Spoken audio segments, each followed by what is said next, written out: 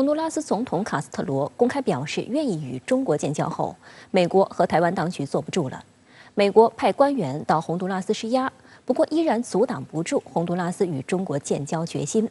洪都拉斯外交部长20号在与美国官员会晤后表示，美国政府对洪都拉斯寻求与中国建立正式外交关系的决定表示尊重。外媒在报道中特意为尊重加上了引号。中国外交部21号表示，坚持一个中国原则是国际大义、人心所向、大势所趋。3月14号，洪都拉斯总统卡斯特罗在推特发文公开表示愿与中国建交。2天后，美国国务院于3月16号发布声明，宣布美方派出拜登的美洲事务特别顾问杜德于3月17号至21号前往巴拿马和洪都拉斯。分析认为，美国政府此时派要员前往洪都拉斯，显然是要向该国政府施压，同时也向一些私营机构进行游说。有美国官员认为，中洪尚未正式达成协议，美国目前仍有机会迫使洪都拉斯改变主意。美国以及民进党当局官员称，鉴于卡斯特罗的竞选立场，他的这一声明并不令人意外，但其推文以及公布的时间仍让他们措手不及。不过，与美国一些官员此前放风的口径不同，洪都拉斯外交部长雷纳20号在与美国官员会晤后表示，美国政府对洪都拉斯寻求与中国建立正式外交关系的决定表示尊重。雷纳表示，洪都拉斯总统卡斯特罗在一个有多位官员出席的会议上对这一决定发表了总体性意见，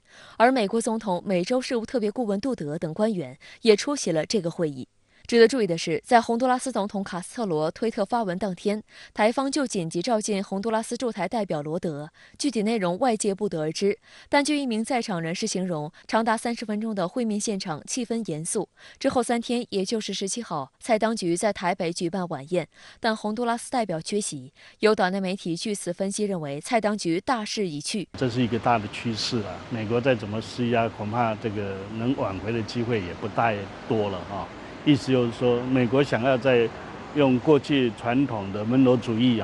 把美洲视为是美国人的美洲，那我想这个可能已经不太一样了。所以美国呢，如果还是要用这种所谓资本主义式的一个强压的方式，用还有一种类似殖民的一种味道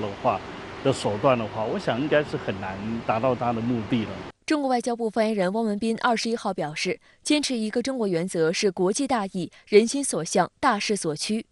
任何主权国家都有自主选择发展同别国外交关系的权利。我们欢迎洪都拉斯尽早认清国际大势，做出符合历史潮流的正确决定。这是外交部连续2天回应洪都拉斯相关问题。对于有报道称美国对洪都拉斯进行外交施压，汪文斌20号就曾表示，世界上181个国家在一个中国原则基础上同中国建交的事实充分证明，同中国建交是顺应历史发展大势和时代进步潮流的正确选择。美国自己40多年前就在承认一个中国原则基础上同中国建交，有什么资格剥夺、阻挠其他国家同中国建交发展关系的权利？美国应当摒弃过时的门罗主义思维，切实尊重各国自主决定外交政策的权利，停止干涉有关国家主权事务。2021年12月20号，自由和重建党候选人卡斯特罗成功当选洪都拉斯新任总统。他曾在竞选时表示，如果他赢得大选，将与中华人民共和国建立外交联系，并与台当局断交。当时美方就对他施加了压力。事实上，洪都拉斯所在的中美洲被美国视为后院，长期以来，美国强力干预这些国家的内政外交，使其服务于美国利益最大化的目标。此外，美国也长期将是否与中国大陆建交视为对检验中美洲国家是否对美国忠诚的检验器。在2021年12月10号，中美洲国家尼加拉瓜和台当局断交后，目前台当局仅剩14个所谓友邦。训早就有了嘛，自己骗自己了，说不会啊，很稳啊，等等，还有美国在后面帮助我们了。台湾前外事官员介文吉就透露，除了洪都拉斯，位于中美洲的危地马拉及南美洲的巴拉圭等所谓友邦也都岌岌可危。介文吉判断，对台当局而言，会出现外事危机的最直接原因，就是去年承诺援助立陶宛12亿美元，这对于所谓友邦的关系产生直接影响。最大的问题就是说，我们几乎打破行情的方式，立陶宛这个国家建立了一个没有外交承认关系的一个代表处关系，撒了大把的银子，将近12亿美金，给我们邦交国负面的观感，得到的经济上面的资源不如一个没有邦交的一个小国。洪都拉斯是中美洲最贫穷的国家之一，近75%的人口生活在贫困之中。洪都拉斯的主导产业是农业，工业基础较为薄弱。卡斯特罗上台后，洪都拉斯政局趋于稳定，但经济发展仍然滞后。由于贫困，最近几年每年都有10万左右洪都拉斯人通过各种合法、非法途径移居美国。洪都拉斯在中美洲完全就是美国的后院，美国连他的后院都没有办法，都管不住了，必须承认自己两岸政策的错误，外交战略的严重错误。对于为何寻求与中华人民共和国建立正式外交关系的事宜，洪都拉斯外交部长雷纳表示，洪都拉斯总统卡斯特罗的决定是为了促进洪都拉斯与一个世界主要大国的经贸关系。洪都拉斯寻求与中国正式建交，是出于符合自己国家利益的考量，而非意识形态。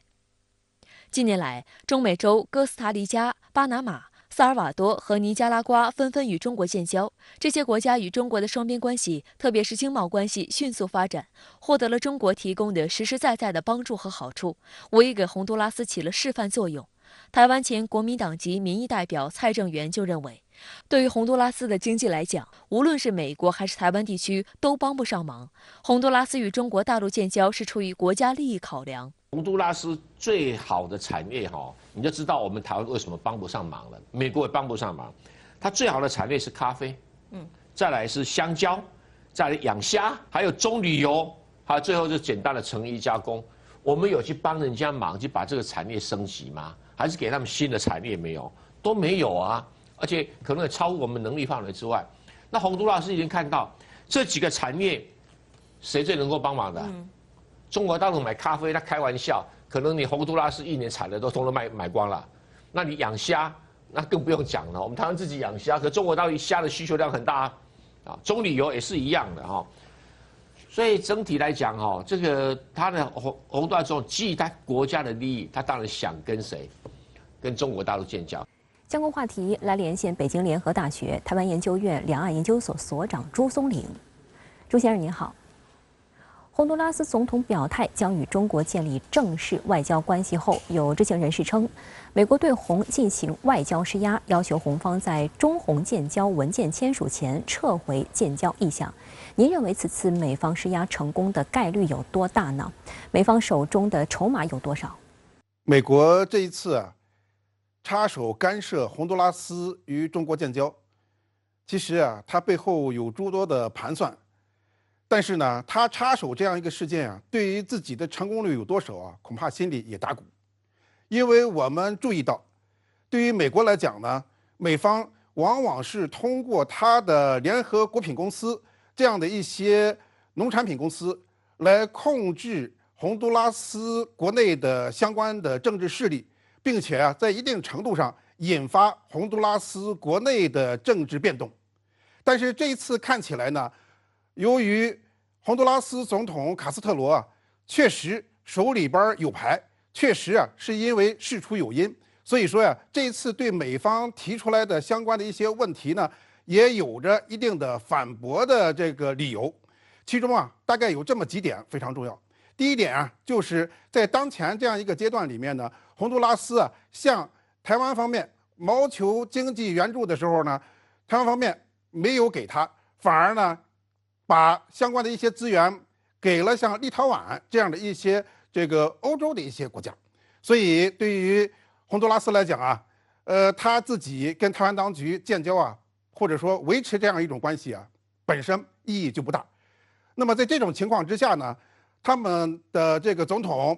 卡斯特罗本身在选举的时候就明确提出来，希望在选后与中国中央人民政府建交。但是由于美方的阻挠没有成功，那么应该说这一次呢有了一个非常好的一个理由。所以美方现在由于自己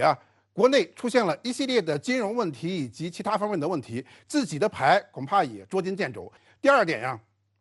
就是由于洪都拉斯本身是一个农业国家，那么它的咖啡、它的白虾以及其他的农产品包括香蕉等等，都希望能够找到一个相对来说既大又稳定、潜力又非常大的这样的一个市场。那么很明显呀，中国是非常符合洪都拉斯需求的，所以洪都拉斯总统